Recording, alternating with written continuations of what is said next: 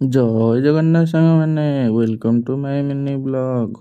ତ ମୋତେ ସକାଳେ ଉଠିବାକୁ ପଡ଼ିବ ବୋଲି ମୁଁ କାଲି ରାତିରେ ଶୋଇନଥିଲି। ମୁଁ ଭାବୁଥିଲି ବର୍ଷାଟା ଟିକେ ଜୋର ହେଲେ ଶୋଇବି ବୋଲି, କିନ୍ତୁ ବର୍ଷାଟା ଦେଖୁନ ଧୀରେ ହେଲା। ना ना ऐसा गलत काम ना करना जी। ଦେଖିପାରୁଥିବେ ଶୋଇ ନାହିଁ ବୋଲି ଆଖି ଦୁଇଟା ପୁରା ନାଲି ପଡ଼ିଛି ଟମାଟୋ ଭଳିଆ।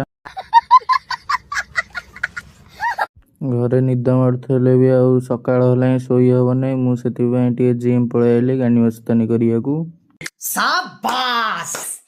ଜିମ୍ରେ ଗାଣ୍ଡି ମସ୍ତାନି ସାରି ପଳେଇ ଆସିଥିଲି ଘରକୁ, କାରଣ ଘରେ ଟିକେ ସକାଳୁ କାହାକୁ ନହେଲେ କ'ଣ ଭାତ ହଜମ ହବ। अभी भी कहता हूँ सुधर जाओ।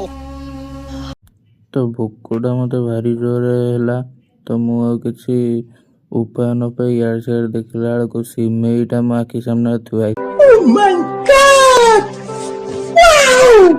ଗରମ ହେଲା ତ ମୁଁ ସେଥିପାଇଁ ଗାଧେଇ ପଇଲି, କିନ୍ତୁ ଗାଧେଇ ସାରିଲା ପରେ ତାଠାରୁ ଅଧିକ ମାତ୍ରାରେ ଗରମଟା ଏସବୁ ଭିତରେ କେତେବେଳେ ଟାଇମ୍ ପଳେଇଲା ମୁଁ ଜାଣିପାରିଲି। ଦେଖିଲା ବେଳକୁ ଆସି ଦିନ 2ଟା ବାଜିଲାଣି। ତ ସେଥିପାଇଁ ମୋ ମାମା ବୋଧେ ନେଇକି ପଳେଇ ଯାଇଛି ଉପରକୁ ଖାଇବାକୁ ଆଉ। ତାପରେ ମୁଁ ଖାଇଦେଇ ଗୋଟେ କୁମ୍ଭକର୍ଣ୍ଣ ନିଦ ଶୋଇଥିଲି। ତାପରେ ଉଠିକି ଦେଖିଲା ବେଳକୁ 5ଟା ବାଜିଲାଣି। ତ ମୁଁ ଆଉ ଲେଟ୍ ନ କରି ଶୀଘ୍ର ଜିମ୍ ବାହାରି ପଇଲି। ଆଉ ଭାଇରେ କୁଆଡ଼େ କିଛି ନଥିଲା, କୁଆଡ଼ୁ ଏ କଳାହାଣ୍ଡି ମେଘ ପଳେଇ ଆଇଲା, ପୁରା ବାତ୍ୟା ହେଲା ନା କାଚି ଦେଇ ଗଲା। ଦେଖିପାରୁଥିବ ସରି ଏଇଟା ମେଘ ହଉନି, ବର୍ଷା ହଉଛି। अरे देवा ये गड़बड़ है बाबा। ହଉ ଦେ ଛାଡ଼, ଯାହା ହଉ ମୁଁ ତ ଓଦା ହେଇନି ଏ ବର୍ଷାରେ, ସେଇଟା ସବୁଠାରୁ ବଡ଼ କଥା।